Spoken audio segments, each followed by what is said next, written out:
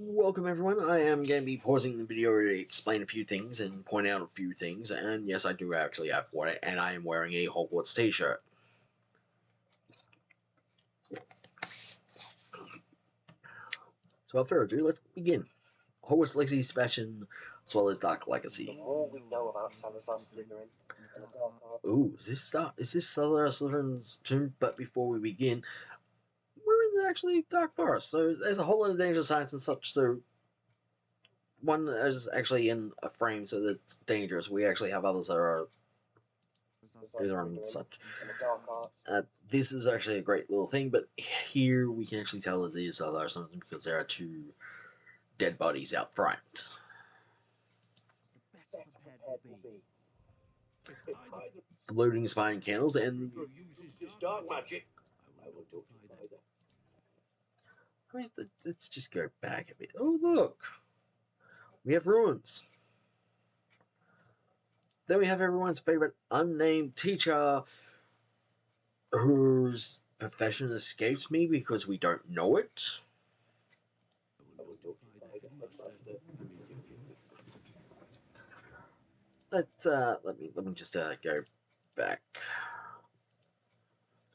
Hufflepuff student that is actually randomized by one of the workers at Avalanche to actually give us this video. We have a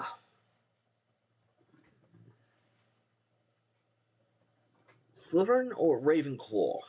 I'm going to say Slytherin. Unforgivable curses. I'm going to... You're probably thinking, is this Slytherin? I'm going to say it is Slytherin. Oh look, we have a book. And yes, we all know about the unforgivable curses. Don't we? Vada Kedavra is the killing curse, Crucio is the painful curse, and then there's another unforgivable curse, which I am going to grab my book 4 of Harry Potter series.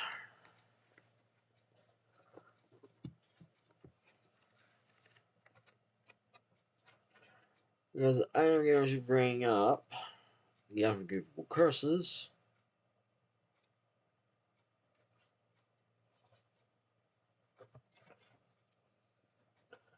Because Mad-Eye Moody, I should say, Betty Crouch Jr., disguised as Mad-Eye Moody. We have the Cruciatus Curse, which is Crucio.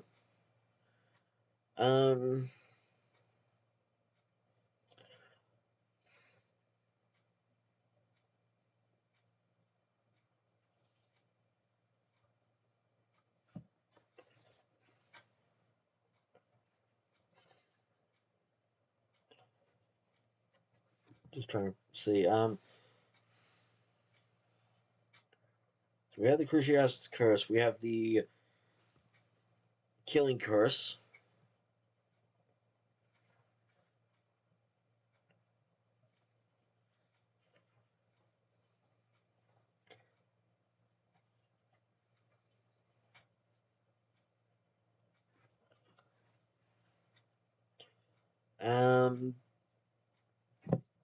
Excuse me for a few seconds. I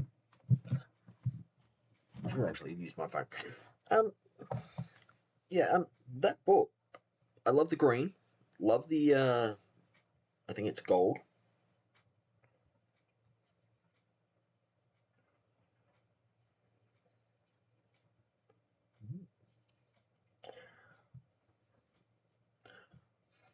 Just saw something in nice and lovely.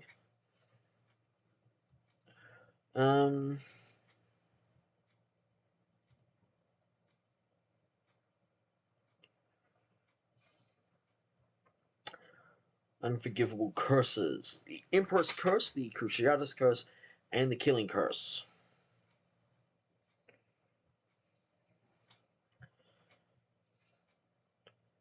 The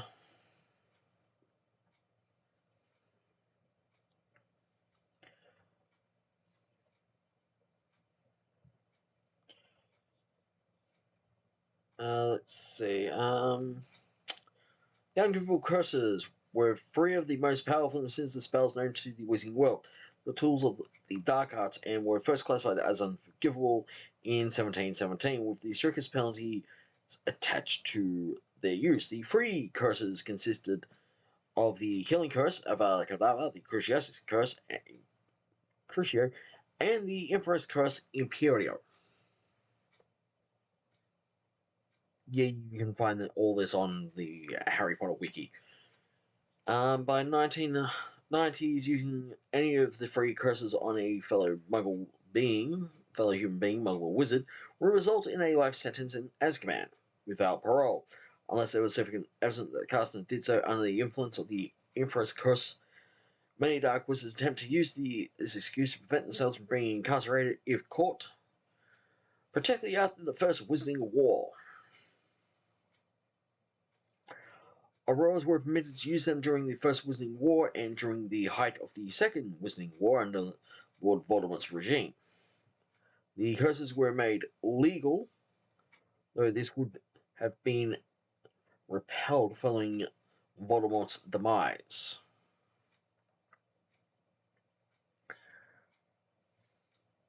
Let's see, Dumbledore's note.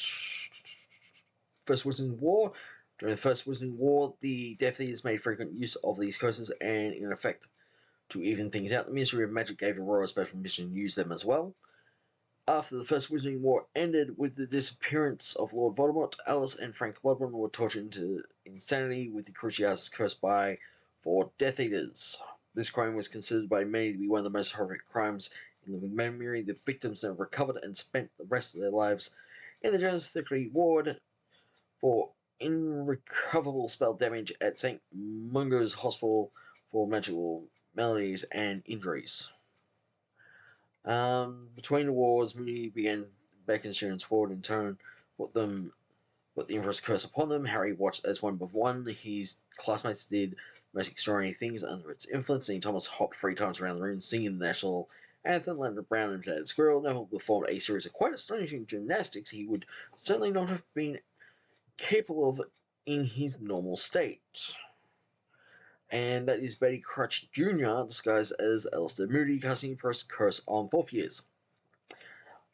We have during the 1988 and 1989 school year at Hogwarts School of Witchcraft and Wizardry, defense against dark arts teacher Professor Petra Reckpite wished to demonstrate the unbearable curse on Jacob's siblings. After their friend Rowan Cora had been subject to the Imperius Curse in a trip to Nocturnally, she demonstrated the Cruciatus Curse on a dark wizard, much to the students' shock and horror. Later that school year, tortured Mildred Snide as a Castley with the Cruciatus Curse in the buried vault. Oh. So we're in Slytherin's buried vault.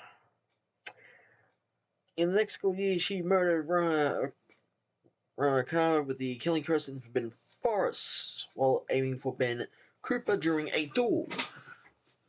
As revenge, Snide attempted to use the Cruciatus Curse on her in the sunken vault, but Sunspellers moved her away with Morbius before she could finish the incantation. In 1990-1991 school year, Japanese Dark Wizard Kuro was found guilty of having used the unforgivable curses in the conclusion of his Wizarding Goblet trial, among the other crimes, and was sentenced to life imprisonment in Azkaban. When disguised as Alice Moody using Apologies Potion in 1994-1995 school year, Brady Crutch Jr. performed each unforgivable curse on a spider in front of his 4th year Defense Against Dark Arts class in 1994. Told the class the penalty for using an unforgivable curse on another human being was life imprisonment in Azkaban. He also told the class that they were not supposed to be shown what the curses did until their 6th year. He later bewitched several students with the Imperius Curse to teach them how to resist the effects of the curse, with only Harry Potter being successful. On 24th of June 1995, Harry Potter was subject to the Cruciatus Curse twice and the Emperor's Curse once by Lord Voldemort in the Little Hamilton graveyard. He was able to resist the later, only thanks to Betty Crouch Jr.'s teachings. Also, the Second Wizarding War, which we all know about. So I am reading from the Harry Potter wiki. During the battle for the Department of Mysteries, Harry tried to use the Cruciatus Curse on Doctor Strange, but didn't have much effect. She taunted Harry that he needed to really enjoy giving pain in order for it to work. As he learned later, he successfully cast the Cruciatus Curse on Animus Crow before the Battle of Hogwarts on 1st May 1998, incapacitating him. Snape killed Dumbledore using the Killing Curse on top of the Astronomy Tower. Also, during the Battle of the Astronomy Tower, Delphin Rail was recklessly firing off Killing Curses left and right, one of which accidentally killed a fellow Death Eater. Gibbon. Throughout the 1996-1997 school year, Draco Malfoy used the Imperius Curse on Katie Bell and Rosmeta, and unsuccessfully attempted to torture Harry with the Cruciatus Curse, as he was severely injured by the Septum Curse casted by Harry, aka created by Professor Snape, aka the Half-Blood Prince. Bellatrix Strange brutally tortured Hermione Granger with the Cruciatus Curse at Malfoy Manor, and Harry used the Imperius Curse numerous times during the trio's 1998 Gringotts break-in. In the same year, during the Battle of Hogwarts, Voldemort attempted to murder Harry with the Killing Curse twice. Once in Forbidden Forest, and the other during their duel in the Great Hall. Also, during this battle, Bellatrix hit Granny Weasley with the Killing Curse, missing by several inches, but because of Harry's sacrifice and Ginny's ability to easily dodge opponent's spells, it would not have mostly likely harmed her. That sentence needs changing. During the Second Wizarding War, the unforgivable curses were made legal by Lord Voldemort after he and his deputies escaped infiltrated and unthreatened the British Prime Minister of Magic. After the war ended, this was reversed by Kingsley Shacklebolt when he became Minister of Magic. So that's what happened. So now we actually have a bit of background of what happened after the 7th book and such. We also have performances, which I'm not going to get into. Killing Curses. Unforgivable Curse is the Killing Curse, Avada Kedavra. Crimson Curse causes the victim with an instant and painless death. The incarnation of Avada Kedavra causes a blindingly intense green bolt of light to shoot from the end of the caster's wand, on which, on contact with the victim, results in instant death. There are no separate events, the victim just drops dead, for no biological reason. It is possible that the victim's internal organs cease function, however, it seemed to be more likely that the method of killing was due to the soul of the victim being magically ripped from their body. I'm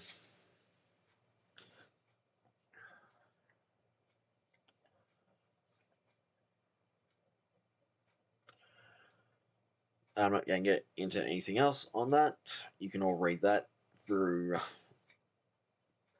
Harry Potter Wiki. Cruciatus Curse, which is Crucio, inflicts extreme pain on the recipient of the curse, torturing them. Cruciatus Curse, which infiltrated extreme pain, inflicted extreme pain upon the victim, required the verbal incarnation of the use of the wand. I'm not going to get into that either. So if you really want to know more, please you go to the Harry Potter wiki. The Imperius Curse, we know this one from the Goblet of Fire, which is tried was a tournament. Victor Crumb was under the effects of the Imperius Curse, so he's being controlled by Betty Crutch Jr., aka Mad Moody. But let's continue. A spell that could save your life. Basilisk or Dragon, take your pick. We also have 3 Thistles, Ravens, and Rat. Oh look, beware of spiders. The dark arts seem hard. Rhino X may come to mind because these are Acromantula. Student wrapped up in None of us will be able to seem harmless. student wrapped up in spiderweb. Until it's too late. None of us will be able to avoid dark magic forever. What do we do now? Slytherin student, Slytherin student, there's Crucio. Crucio. And I do mean Slytherin student, Crucio, Hufflepuff student. I can teach you Crucio, or I can cast it on you. This is where your choice comes in. I'm ready. Crucio. No one's ready. You made your choice. There's book open. You made your choice. The Infirmari being pushed back by Incendio. He said Crucio, Vitrigo. Anyone order a door with 2 sets of glowing snake eyes? Hands up. I did. All your nightmares in one place. Say hello to your stairs of skeleton bones. Human bones, and yes, I do mean human bones because there's a number of skulls in this one. I'm ready to bite your ankles. Which lead up to a area that is brightly lit, yet let us cast lumos for more light when we actually don't need it.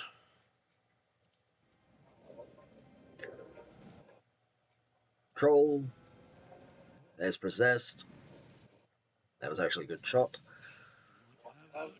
Look, it's our favorite unknown teacher whose profession we don't even know. Then we have Hogwarts Legacy. Then we have the release date for the standard edition. The deluxe edition comes out 72 hours early. I advise you to actually go get that one.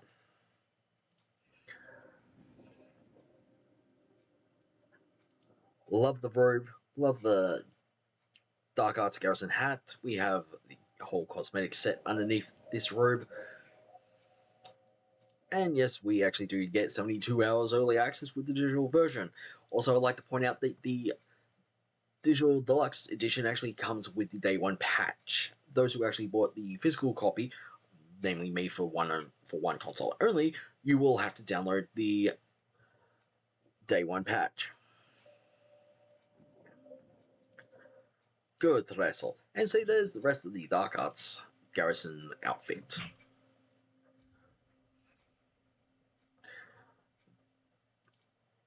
Date that was pre-order release date. Contacting dates for the Nintendo Switch version. Do not quote me on any of it. I do have a video out saying that, so enjoy that one as well. Also take it as a grain of salt. Available in stores and digitally February 10th. Nintendo Switch launch date will be revealed soon. We have no information on that.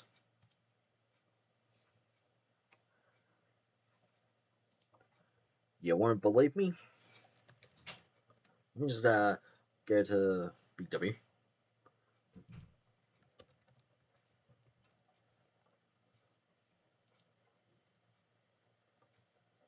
Release date.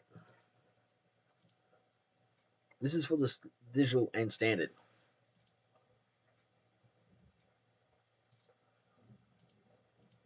Both say the same release date. Both. So I'd like Avalanche to actually clear this up, please. So thank you to Hogwarts Legacy YouTube channel for the video. Please enjoy wherever you are. Have a good evening, morning, or afternoon, wherever you all are, and enjoy. Just enjoy. Like, comment, subscribe, hit the bell for notifications when more videos come out. And enjoy. Also, I don't believe this one. I don't believe this. Sorry.